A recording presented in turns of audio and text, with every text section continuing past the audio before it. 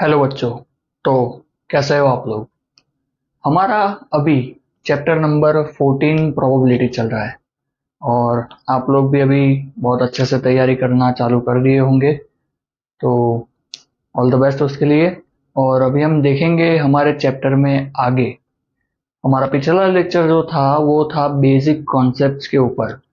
ठीक है। तो ये वाला लेक्चर भी ऐसा ही है जिसमें हम बेसिक कॉन्सेप्ट्स ही पढ़ेंगे, जैसे कि जो क्वेश्चन में पूछे जाते हैं वो बेसिक कॉन्सेप्ट्स। ठीक है। उसके पहले के लेक्चर में भी हमने नंबर्स और कॉइन्स के बारे में पढ़ा हुआ है। अभी आज के लेक्चर में और आगे वाले टॉपिक्स को पढ़ेंगे। ठीक है। तो आगे जो टॉपिक है हमारे पास वो है डाइस या फिर डाई। हमें नॉर्मली एक से ज्यादा की बात करनी है तो डाइस बोलेंगे। ठीक है। आप लोगों ने देखा होगा लूडो खेलते हो आप लोग उसमें। ठीक है। तो याद आ गई है ना लॉकडाउन की। चार लोग, मम्मी और पापा और बच्चे लूडो खेलते। ओके। तो डाइस की बात करें तो डाइस में टोटल कितने आउटकम होंगे अगर एक डाई की बात करें तो वो होते हैं 1, 2, 3, 4, 5 और 6। ठीक है। तो डाइस में जब एक डाई को हम थ्रो करेंगे तो हमें आउटकम मिलेंगे 6 आउटकम्स। ठीक है। ये हमारे टोटल 6 आउटकम हो जाते हैं। ओके। 6। ओके।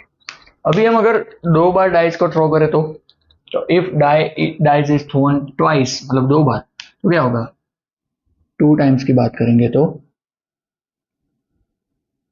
2 टाइम्स में होगा टोटल 36 आउटकम। ठीक है। टोटल आउटकम्स होंगे में यहाँ पे 6 है, यहाँ पे 36। कैसे होता है वो होता है 6 रेज टू 2।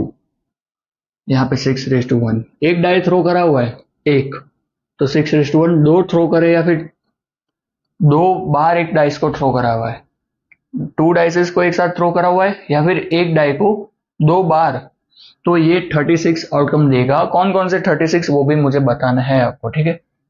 क्योंकि यहीं पे से मेन क्वेश्चन आते हैं, यहाँ पे से भी आते हैं, यहाँ पे से भी आते हैं। तो हम दोनों देखेंगे, फिर दोनों के थोड़े थोड़े क्या पूछा जाता है वो भी डिस्कस करेंगे। तो अगर डाई को 2 बार टॉस करेंगे, ठीक है, तो जो आउटकम आएंगे वो यहाँ पे लिखते हैं। सपोज करो कि पहले पे आया 1 और दूसरे पे भी क्या आया, दूसरे पे भी आया 1। फिर पहले पे आया 1, दूसरे पे 2, ऐसे 1, फिर 3, 1, 4, 1, 5 और 1, 6। ये आउटकम्स है। पहले में सब में 1 आया। ऐसा सपोज कर लो कि हर बार डाई थ्रो करा, पहला वाला जो रेड कलर का डाई सपोज कर लो उस पे हर बार 1 ही आ रहा है। दूसरे पे आया 1, 2, 3, ऐसे हर बार चेंज हो रहा है।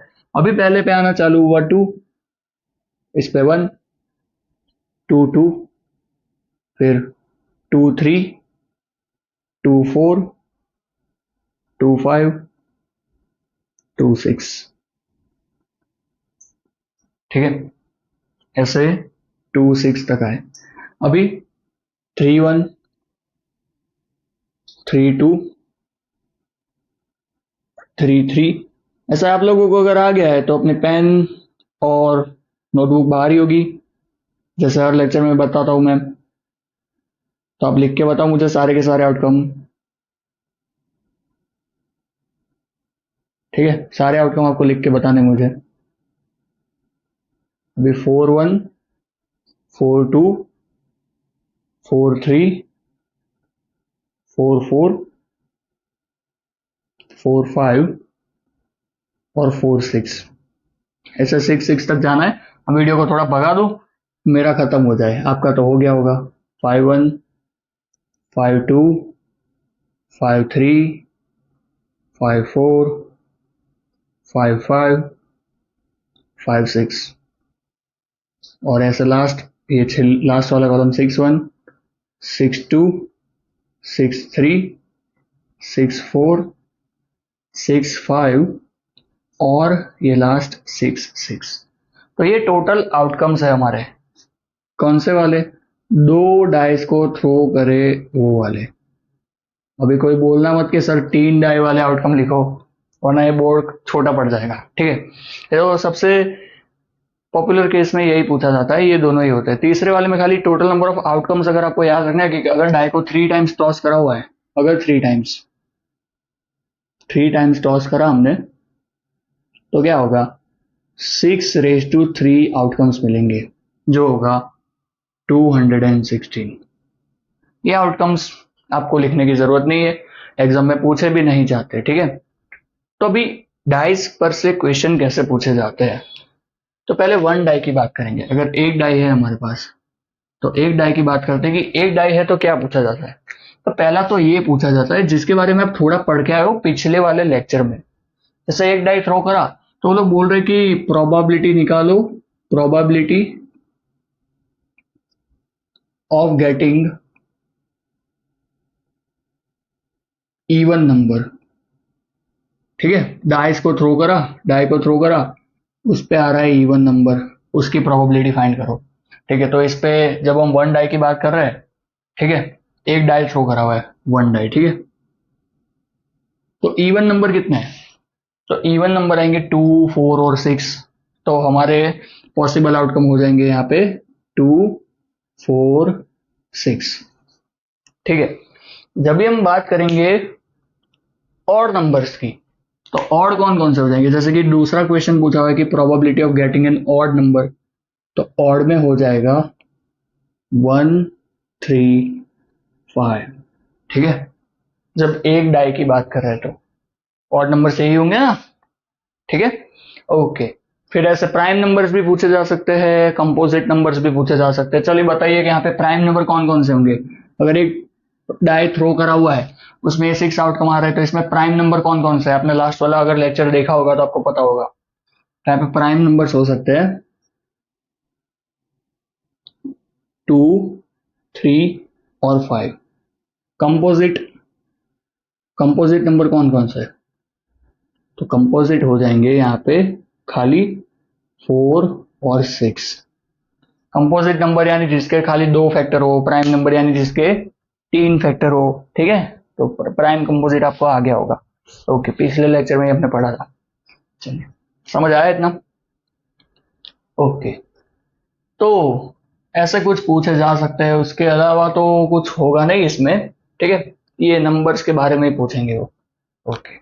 तो उसके अलावा अगर हम दो डाइस की बात करें तो क्या क्या पूछा जा सकता है। जब दो डाइस की बात करें ना तो भी अच्छे अच्छे क्वेश्चंस पूछे जाते हैं। व्हेन 2 डाइस आर थ्रोन, तो क्या क्या पूछा जा सकता है। तो पहला वो लोग पूछ सकते हैं कि प्रोबेबिलिटी ऑफ गेटिंग नंबर 5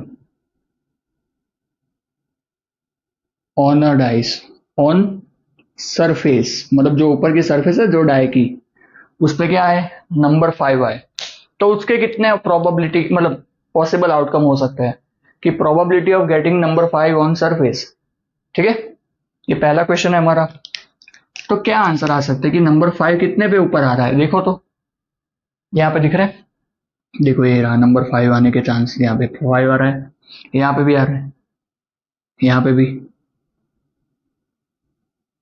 ये सब जगह पे 5 आ रहे हैं। उसके अलावा अगर आप देखोगे तो यहाँ पे भी आ रहे हैं 1, 5, 2, 5, 3, 5, यहाँ पे भी नंबर 5 आया ना, कि आपका जो आउटकम है उसमें 5 आए। तो ऐसे टोटल कितने आउटकम हुए, टोटल आउटकम ढूंढो, तो ये टोटल कितने हुए, तो यहाँ पे 1, 2, 3, 4, 5, 6, 7, 8, 9, 10, ये हो गया, पहले इसमें गिन लिया तो 10 और ये 11, ठीक है। ये इसमें गिन लिया तो इसमें नहीं गिनेंगे। तो टोटल इतने कितने आउटकम आएंगे जिसपे 5 आए नंबर। जब 2 डाइस आर थ्रोन और नंबर 5 आए, उसके आउटकम सरफेस पे नंबर 5 आए, उसके टोटल आउटकम्स हो जाएंगे 11, और वो 11 आउटकम है ये, ठीक है। ये आपके 11 आउटकम्स है जो आएंगे आपके डाई के ऊपर, ठीक है, समझ आया। तो ऐसे कोई दूसरा नंबर चेक करो तो इसमें क्या होता है, 5 है ना, तो 5 वाली लाइन वाले ये और ये आ जाएंगे। तो नंबर 4 के कितने आउटकम आएंगे, probability of getting number 4 check कर सकते हो आप। तो नंबर 4 के भी उतने ही आउटकम आएंगे जितने 5 के आते हैं, उसमें ये वाली लाइन बनेगी। चलिए नंबर 4 की बात करेंगे तो ये लाइन बनेगी।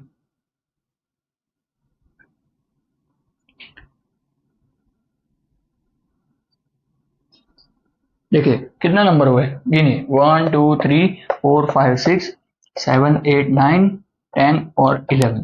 तो कोई भी नंबर डाई के ऊपर आने की प्रोबेबिलिटी हो जाएगी 11। ठीक है, और टोटल का आउटकम कितना है यहाँ पे, टोटल आउटकम है यहाँ पे 36। तो आपको समझ आ गया होगा, ये हम जब क्वेश्चन पढ़ेंगे तब ऐसे ऐसे क्वेश्चन आएंगे तब हम देखेंगे। ठीक है, ये आपको समझ आया होगा। अभी दूसरा क्वेश्चन क्या पूछा जा सकता है कि उसमें पूछा जाता है क्वेश्चन 2 कि सम ऑन डाइस इज 4। चलिए कुछ भी बोल सकते हैं, 4 नहीं, 4 5 6 7 8 कुछ भी। तो यहाँ पे कितने पे डाइस पे क्या हो रहा है कि सम 4 आ रहा है, मतलब डाइस पे आने वाले दोनों जो डिजिट है, दो बार डाइस थ्रो करे तो दो डाइस होंगे कहाँ पे, हमारे फ्लोर पे जहां पे हम खेल रहे हैं हमारे लूडो, तो वहां पे दो डाइस होंगे। ठीक है, और वो दोनों डाइस के ऊपर कोई नंबर आएंगे दोनों में, तो वो दोनों नंबर का सम करना है और वो कितना आना चाहिए 4। चलिए कहाँ पे 4 आ रहा है, एक तो आएगा यहाँ पे, देखिए रुकिए मैं बता दो, आप लोगों को मिल गया 4 आएगा यहाँ पे, 3+1 2+2 1+3। ठीक है, 1+3 2+2 3+1, ये सबका आउटकम का एडिशन करोगे तो आएगा 4 4 4। ठीक है, टोटल कितने आउटकम आए, सम ऑन डाइस इज 4, तो उसके आंसर में आउटकम आएंगे, पॉसिबल आउटकम हो जाएंगे हमारे 3। कौन कौन से आउटकम है, तो वो है 1 3 2 2 और 3 1। तो क्या आप ये ढूंढ सकते हैं, चलिए देखिए तो, कि सम ऑफ डाइस इज 5।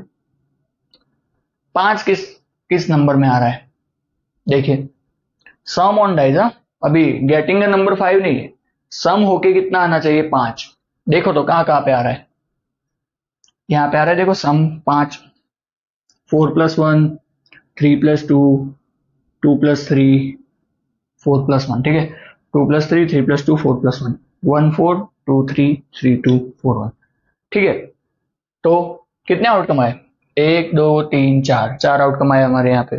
ठीक है ना, तो यहाँ पे पॉसिबल आउटकम हो जाएंगे हमारे 4। ठीक है, पॉसिबल आउटकम हो गए हमारे, possible outcome is equal to 4। आया समझ में आप लोगों को। तो भाई आगे क्या है, ऐसे ही कोई भी नंबर पूछा जा सकता है। ठीक है, तो क्या हो सकता है, चलिए नंबर, चलो next question 4, some is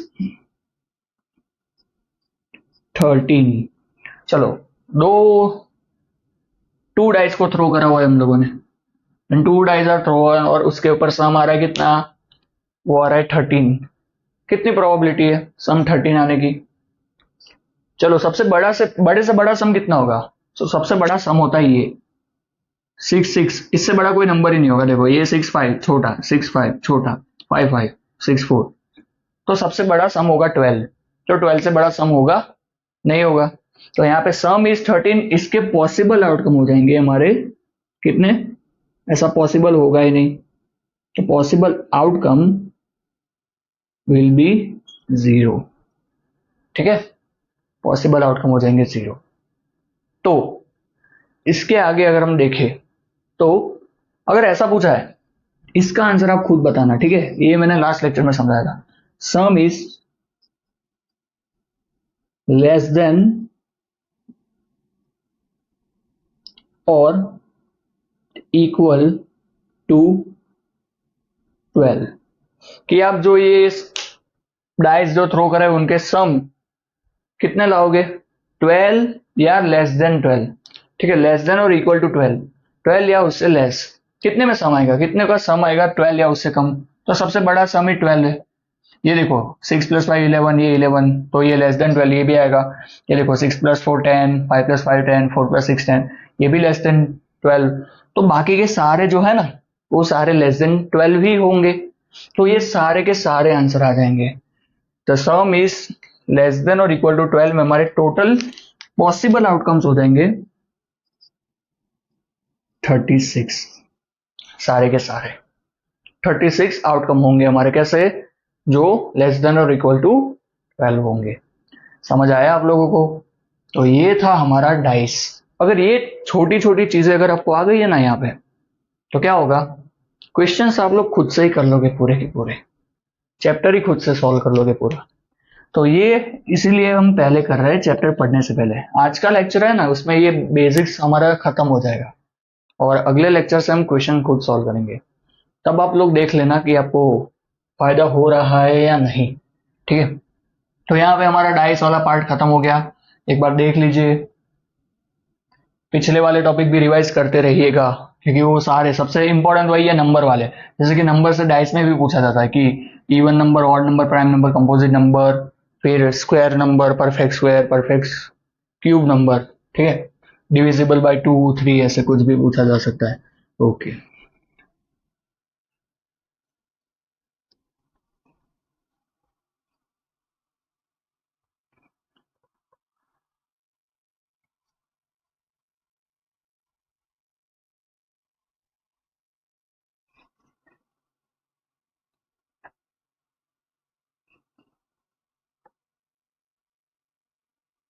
okay, चलिए आगे बढ़ते हैं।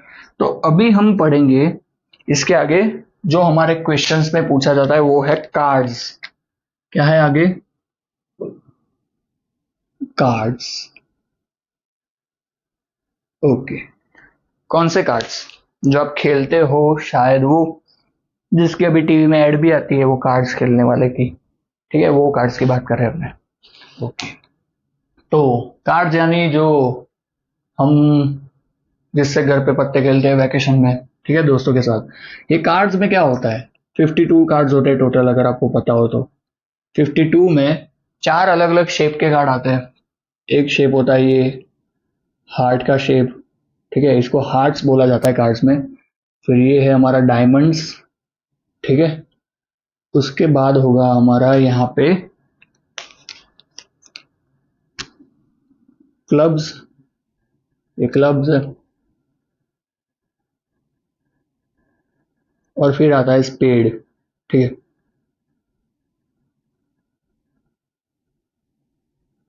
ऐसे डिफरेंट टाइप के कार्ड्स आते हैं, ठीक है।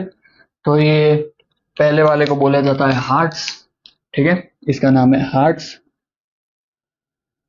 इसको बोलते हैं क्लब्स, अरे सॉरी सॉरी सॉरी, इसको बोलते हैं डायमंड्स। ये जो थर्ड वाला है उसको बोलेंगे क्लब्स, ठीक है। और ये होता है हमारा स्पेड। ओके, तो यहाँ पे क्या होगा, ये सब आप अगर आपको पता है तो थोड़ा स्किप कर सकते हैं आप, लेकिन थोड़ी थोड़ी चीजें थोड़ी हमें देखनी पड़ेगी अगर आपको नहीं पता है तो, क्योंकि ये हमारे क्वेश्चंस में आते हैं। तो यहाँ पे हर एक, ये चारों तरह के सेम नंबर ऑफ कार्ड्स होते हैं। सेम नंबर ऑफ कार्ड्स यानी ये हार्ट्स के है ना, हार्ट्स के भी 13 कार्ड होता है, डायमंड्स के भी 13, क्लब्स के भी 13, स्पेड्स के भी 13।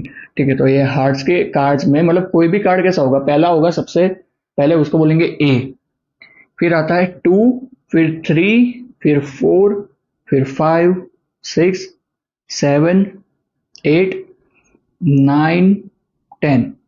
उसके अलावा आते हैं ये 3 कार्ड, जे, के, जे, अगर सीरीज वाइज लिखे तो फिर क्यू, और फिर आएगा के।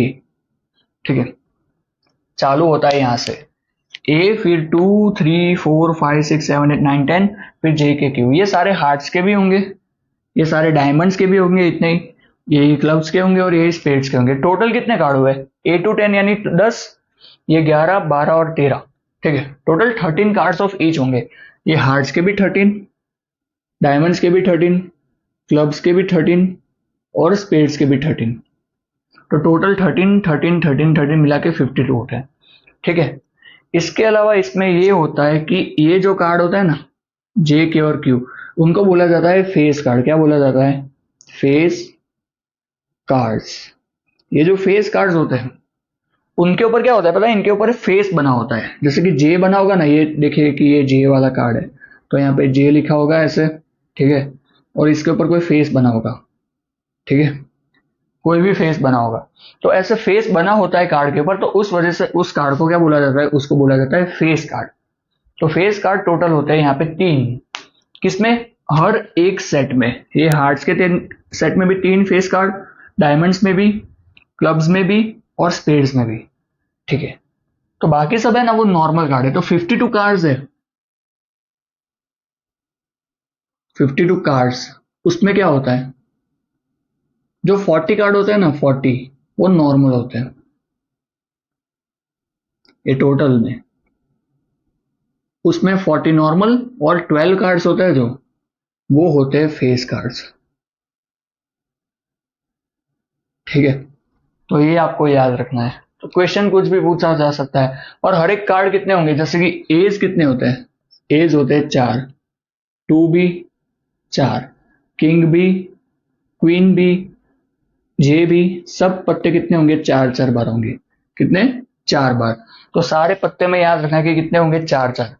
ठीक है, तो ये होता है नॉर्मली बेसिक इन कार्ड्स का, कि यहाँ पे टोटल 13 पत्ते होते हैं। जे के क्यू, जिनको फेस कार्ड बोला जाता है, ऐसे फेस कार्ड होते हैं 12। ठीक है, उसके अलावा टोटल सब में 13 कार्ड, नॉर्मल कार्ड्स होते हैं यहाँ पे टोटल 40। इसके अलावा और एक चीज है, कलर वाइज कार्ड का डिफरेंस। तो यहाँ पे 2 कलर में कार्ड्स होते हैं, जैसे यहाँ पे शेप बने ना वैसे ही। तो ये जो स्पेड और क्लब्स के पत्ते हैं ना, वो ब्लैक कलर के होते हैं। तो ब्लैक कलर के कितने कार्ड्स होंगे, तो ब्लैक कलर के कार्ड्स होंगे यहाँ पे 26, और रेड कलर के कार्ड्स होंगे वो भी होंगे 26। समझ आया। ये जो हार्ट्स और डायमंड्स है उनके 13 कार्ड्स होंगे जो रेड कलर के होंगे, और ये जो क्लब्स और स्पेड्स है उसके कितने कार्ड होंगे, उसके भी 13 और मिला के 26 हो जाएंगे। समझ आया। अभी आपको बहुत सारी चीजें पूछ सकते हैं, कि जैसे कि आपको ऐसा बोला है कि a card randomly chosen from a deck of cards is a ace of a black ace। ठीक है, एस यानी ए होता है ना, उसको एस बोला जाता है। तो ब्लैक कलर का एस है, उसके कितने आउटकम होंगे। ठीक है, मतलब पॉसिबल आउटकम कितने हो सकते हैं कि जहां पे ब्लैक कलर का एस हो। ब्लैक कलर का एस ऐसे होंगे 2 एस, क्लब्स का और स्पेड का। समझ आया। तो क्लब्स और स्पेड दोनों के एस होंगे, वो होंगे ब्लैक कलर के। तो यहाँ पे ऐसा हो जाएगा कि हमारे जो एस है उसमें 2 आउटकम्स आएंगे और टोटल आउटकम होते हैं 52। समझ आया। तो पॉसिबल आउटकम आएंगे 2 यहाँ पे। अभी उन लोगों ने ऐसा पूछा है कि हमारा जो कार्ड है वो है रेड कलर का फेस कार्ड। तो रेड कलर का फेस कार्ड कितने होंगे, red face cards, red face card. तो रेड कलर का फेस कार्ड यानी रेड कलर के, देखो ये 3 होते हैं, जे के क्यू, ये फेस कार्ड होते हैं। ये हार्ट्स के भी 3 और डायमंड्स के भी 3। टोटल कितने फेस कार्ड हो गए जो रेड कलर के हो गए, तो वो हो जाएंगे 6। रेड कलर के फेस कार्ड होंगे 6 कार्ड्स। ठीक है, तो यहाँ पे 6 फेस कार्ड होंगे जो लाल कलर के होंगे। समझ आया। तो ब्लैक भी कितने होंगे, ब्लैक भी 6 होंगे, इसलिए टोटल कितने होते हैं, 6 रेड और 6 ब्लैक, टोटल हो जाएंगे 12। ठीक है, जैसे अगर आपको पूछे कि non face card of black colour, तो कितने होंगे। नॉन फेस कार्ड पूछा आपको कौन सा वाला, ब्लैक कलर का। तो ब्लैक कलर के टोटल कार्ड होते हैं यहाँ पे 26। उसमें से फेस रेड के भी 6 होते हैं, ब्लैक के भी 6 होते हैं, 6 फेस। तो नॉन फेस हो जाएंगे यहाँ पे 20। तो non face card of black colour हो जाएंगे 20। समझ आया। आपको खाली ये बेसिक याद रखना है, ये तो मैंने क्वेश्चन से लिखा है इसलिए थोड़ा रफली लिखा है, आपको समझ आ जाएगा जब हम क्वेश्चन सॉल्व करेंगे। ठीक है, इतना आप लोगों को पता चला होगा मेरे ख्याल से। इसके अलावा अगर कुछ होगा क्वेश्चन में और हमारा अगर यहाँ पे मिस हो गया है तो मैं क्वेश्चन में आपको बता दूंगा कि कैसे करना है। ठीक है, ओके। तो कार्ड्स के आगे अभी हम और एक चीज की बात करेंगे, सबको पता है लेकिन फिर भी बताना पड़ेगा। ठीक है, तो ये कार्ड्स हो गया, देख लिया आप लोगों ने कितने होते हैं, ये टोटल 12, नॉर्मल वाले टोटल 40, टोटल कार्ड्स 42, 52, हार्ट्स के 13, डायमंड्स के 13, क्लब्स के और स्पेड्स के 13 सब, रेड कलर के 26, ब्लैक कलर के 26। ठीक है, सभी कार्ड कितने होते हैं, 4 4 बार। तो एस भी 4 होते हैं, टूज भी 4 होते हैं, थ्रीज भी 4 होते हैं, फोर्स भी 4 होते हैं। ठीक है ना, ये जैक्स भी 4, क्वींस भी 4 और किंग्स भी 4। ओके, तो अभी हम आगे बात करेंगे नए टॉपिक की। ये भी एक छोटा सा टॉपिक है। ठीक है, और इसके बाद थोड़े रैंडम मिसलेनियस टॉपिक्स है जिनको भी थोड़ा थोड़ा समझना है। ओके,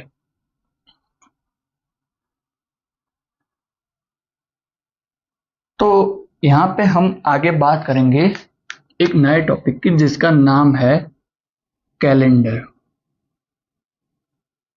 कैलेंडर पॉपुलर टॉपिक है, आप लोगों ने अब तक तो शायद इसके कोई ना कोई क्वेश्चन से सामना किया ही होगा कि what is the probability of getting 5 Sundays in month of February या जनवरी। ऐसा कोई ना कोई क्वेश्चन अगर आपका ये चैप्टर खत्म हो गया है तो आप लोगों ने पढ़ा ही होगा।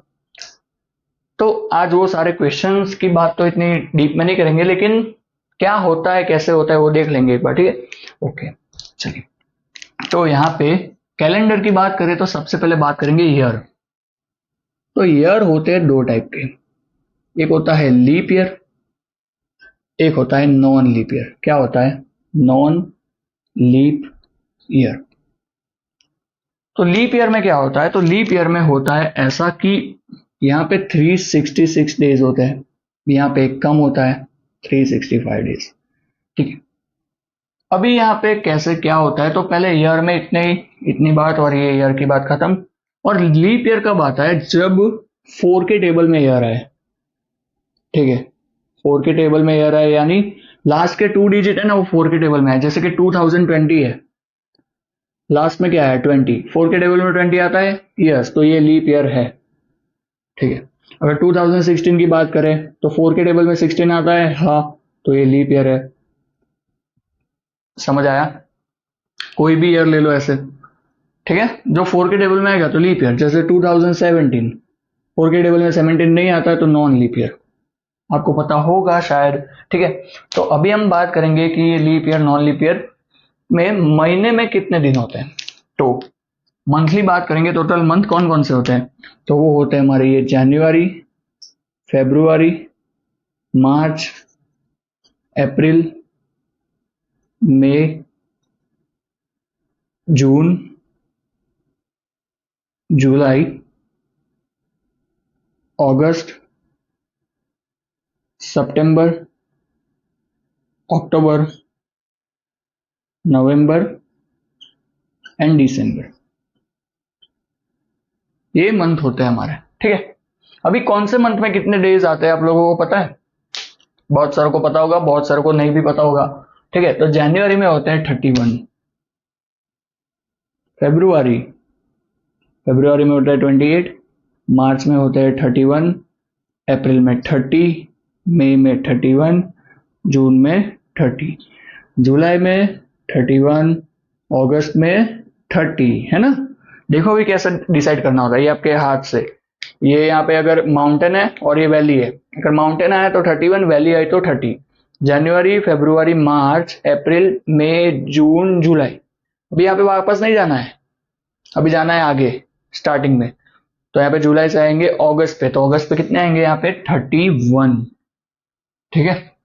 फिर सितंबर यहाँ पे वैली में, अक्टूबर, नवंबर, दिसंबर, अभी आएगा 30, 31, 30, 31, ठीक है। ऐसे जाना है आपके हाथ के ये जो है ना हिल्स और वैलीज, ठीक है। जनवरी, फरवरी, मार्च, अप्रैल, मई, जून, जुलाई, अगस्त, सितंबर यहाँ पे वैली में, अक्टूबर यहाँ पे, नवंबर यहाँ पे और दिसंबर, ठीक है।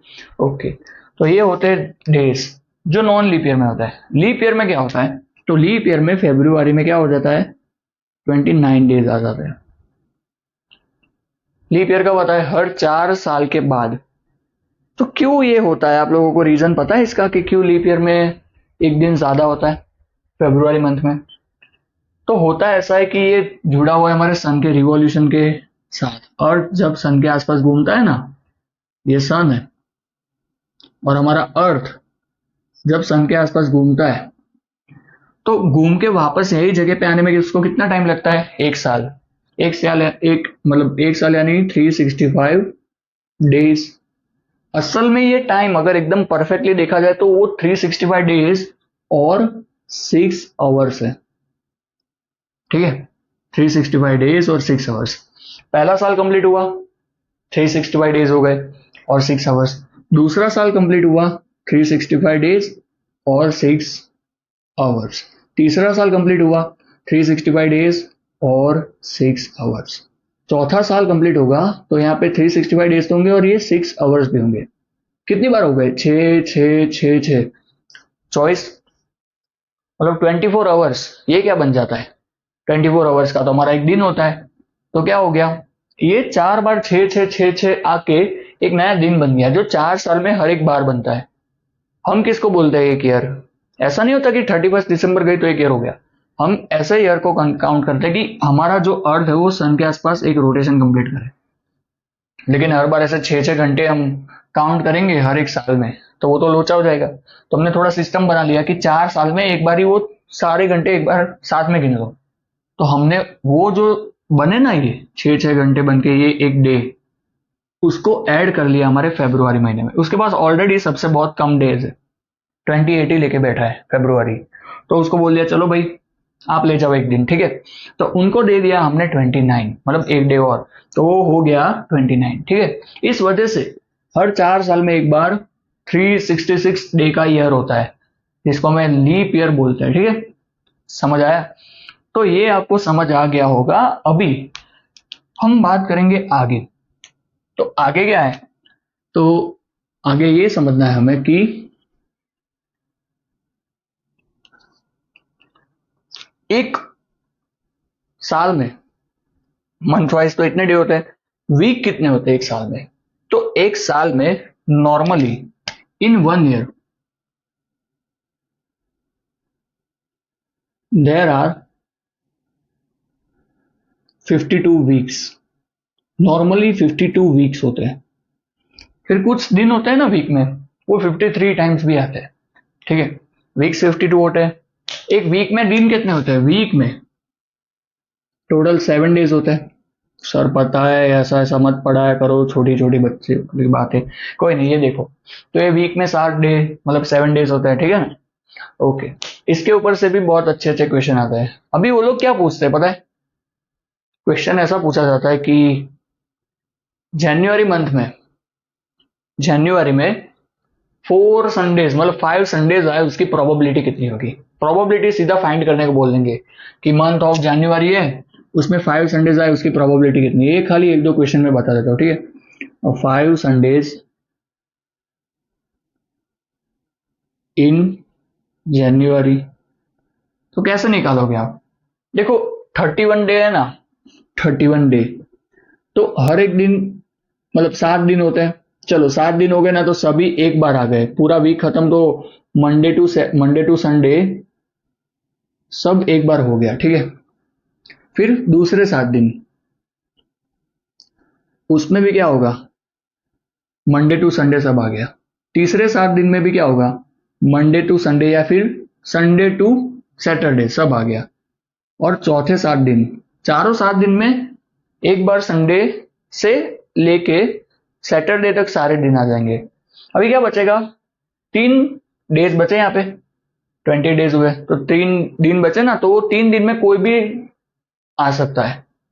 अगर देखो मंथ चालू हुआ है मंडे से, तो मंडे टू संडे, ठीक है, पहला 7 दिन। फिर वापस मंडे टू संडे दूसरे 7 दिन। फिर मंडे टू संडे तीसरे 7 दिन। और फिर मंडे टू संडे चौथे 7 दिन। फिर क्या आएगा चौथे संडे के बाद? यहाँ पे मंडे ट्यूसडे और वेनसडे, ये तीनों दिन पांचवी पांचवी बार आएंगे। तो हमें वही पूछा है कि कितना, कौन सा डे 5 टाइम्स आएगा। समझ आया? तो यहाँ पे तो प्रोबेबिलिटी की बात है ना, तो हम कैसे करेंगे? यहाँ पे बचे कितने दिन अभी? 3। तो 7 में से 3 दिन होंगे ना, वो 5 बार आ सकते हैं। तो मंडे उसमें आने की प्रोबेबिलिटी कितनी है? मंडे वो है 3/7 प्रोबेबिलिटी। तो इसको सॉल्व ऐसे करना है, जो भी मंथ बोला हुआ है ना, उसके डेज लिख देना है यहाँ पे डिवाइड के अंदर, और उसको डिवाइड कर देना है नंबर ऑफ डेज से, वीक डेज से। तो 7 4 जा 28, माइनस करोगे आंसर आएगा 3, ठीक है। तो हमारा आउटकम, मतलब हमारा रिजल्ट क्या है? तो रिमाइंडर डिवाइड बाय 7, ये 7 से डिवाइड कर दो। तो रिमाइंडर है हमारा यहाँ पे 3/7। तो यही हमारा आंसर है इसका, कि 5 संडेज आए, उसका प्रोबेबिलिटी कितना है, कब? जनवरी में। तो आप लोग फेब्रुआरी के लिए निकाल सकते हो क्या खुद से? यहाँ पे देखो, फेब्रुआरी के लिए करो तो इन लीप ईयर, चलो फेब्रुआरी में स्पेसिफाई करना पड़ता है कि लीप ईयर की बात करें, तो in leap year month February has 5 Tuesdays। चलो, मंथ फेब्रुआरी में 5 ट्यूजडेज आए, उसकी प्रोबेबिलिटी निकालनी है। ठीक है, तो 5 ट्यूजडेज आए, उसकी प्रोबेबिलिटी कैसे निकालोगे? 5 ट्यूजडेज,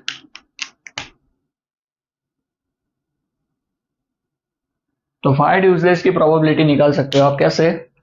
यहाँ पे देखिए, तो यहाँ पे टोटल नंबर ऑफ डेज कितने होंगे फेब्रुआरी में? जब लीप ईयर है, तो लीप ईयर होता है तब होते हैं 29 डेज। ठीक है, लीप ईयर में होते हैं 29 डेज, तो 29 डिवाइड करेंगे 7 से, तो कैसे आंसर आएगा? 7 के टेबल में जाओ 29 तक, तो 7 4 जार 28, माइनस करेंगे तो आएगा 1। तो हमारा आंसर होता है रिमाइंडर डिवाइड बाई ये डिवाइजर, तो 1 डिवाइड बाई 7 आपका आंसर। कोई भी डे आने की प्रोबेबिलिटी हो जाएगी 1/7। ठीक है, स्लॉट कितने खाली है फरवरी में? चलो, सब दिन उन्होंने 4 बार सब दिन आ गए। अभी कोई एक ही दिन होगा जो कितनी बार आ सकता है? नेक्स्ट वन टाइम, मतलब 5वीं बार। ठीक है, तो वो टोटल डेज के साथ कोई एक ही आ सकता है जो कितनी बार आ सकता है? 5वीं बार। समझ आया? तो 1/7 आंसर आएगा। ठीक है, इसके अलावा वो लोग ऐसे भी पूछते हैं कि ईयर की बात करते हैं ऐसे क्वेश्चन में कि ईयर में ये कितनी बार आएगा। ठीक है, ये आपको समझ आ गया है? खुद से ट्राई करो भी, अलग अलग मंथ लेके कोई भी डे। ठीक है, आपको आउटकम्स मिलेंगे, जिसको मैं हमारा जब ये रिवीजन लेक्चर होगा एमसीक्यूज वाला तब समझाऊंगा। ठीक है, ओके, तो हम यहाँ पे आगे बात करेंगे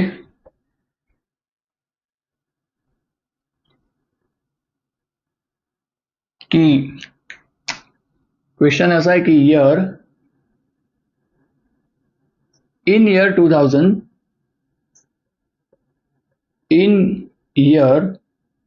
2024 what is probability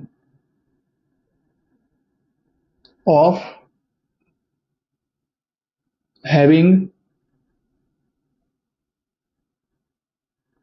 5 नहीं, अभी पूरे साल की बात कर रहे हैं। ठीक है, हैविंग 53 वेडनेसडे।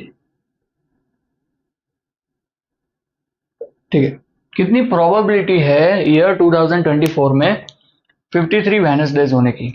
ठीक है, साल में कितने बार 53 वेडनेसडेज आ सकते हैं उसकी प्रोबेबिलिटी। तो ईयर 2024 कैसा होगा पहले आप बता सकते हो, लीप ईयर या नॉन लीप ईयर? तो हमें कैसे चेक करना है? यहाँ पे देखो, अगर लास्ट 2 डिजिट टेबल नंबर 4 में आ रहा है तो वो लीप ईयर होगा। ठीक है, ओके, तो यहाँ पे क्या होगा? हम ये लीप ईयर के दिन, ईयर कौन सा है उसके दिन, कितने दिन होते हैं लीप ईयर में? वो होते हैं 366। और क्या चाहिए हमें? Wednesday days. वेडनेसडे डेज कितने होते हैं टोटल? वो होते हैं 7। तो 7 से डिवाइड करो ये 366 को, तो 7 5 जा 35, माइनस करेंगे तो 1, ऊपर से आए ये 6, 7 2 जा 14, माइनस करेंगे तो आंसर आएगा 2। तो हमारा आउटकम होगा उसमें आंसर कैसे आता है? तो रिमाइंडर डिवाइड बाय डिवाइजर। ठीक है, तो रिमाइंडर है हमारा यहाँ पे कितना? 2/7, ये हमारा आंसर होगा। ठीक है, अगर नॉन लीप ईयर ले लिया तो आंसर क्या आएगा आप लोग बता सकते हो?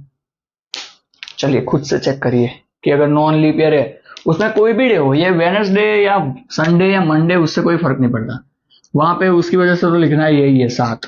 ठीक है, ओके, तो आपको चेक करना है कि ईयर कौन सा है। जो ईयर है उसके डेज को लेना है हमें यहाँ पे अंदर।